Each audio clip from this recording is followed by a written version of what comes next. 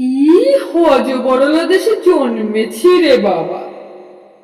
সবাই বলছে দেশের অবস্থা ভালো নয়, অথচ সবাই দিব্যি আছে। বিয়ে করছে, বাচ্চা হচ্ছে, দোল, দুর্গোৎসব, ভোট, মিছিল সবই দিব্যি চলছে। দোকানি ওজনে কম দিচ্ছে, সবাই জানে। ট্রেন সময় মেনে চলছে না, সবাই দেখে।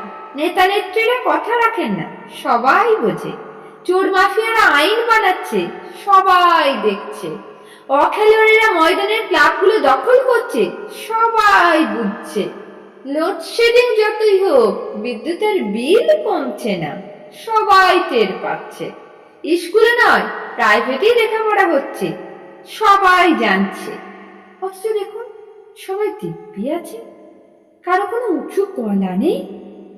চার মাথা একত্র হলেই বলে উঠছে দেশটা গোল্লাই গেল। অথচ কেউ কোনো ব্যবস্থা নেবার কথা ভাবছেই না। নিজেকে ছাড়া অন্য কাউকে কেউ ভালো বলছে না।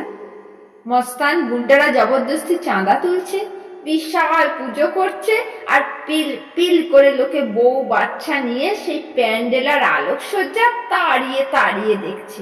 তার আবার অমুক সম্মান, তমুক সম্মান, প্রাইজ টাইজও দেওয়া হচ্ছে। সবাই সব বুঝছে, কিন্তু কেউ বলছে না কিছু।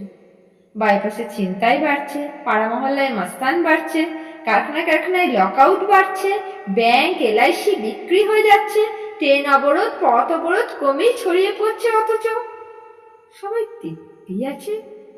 সবাই বলছে বুঝলে হে, দিনকাল ভালো নয় বলছে, কিন্তু দিনকাল ভালো করার জন্য কারো কোনো উদ্যোগ নেই। কি হযবরল দেশ রে বাবা।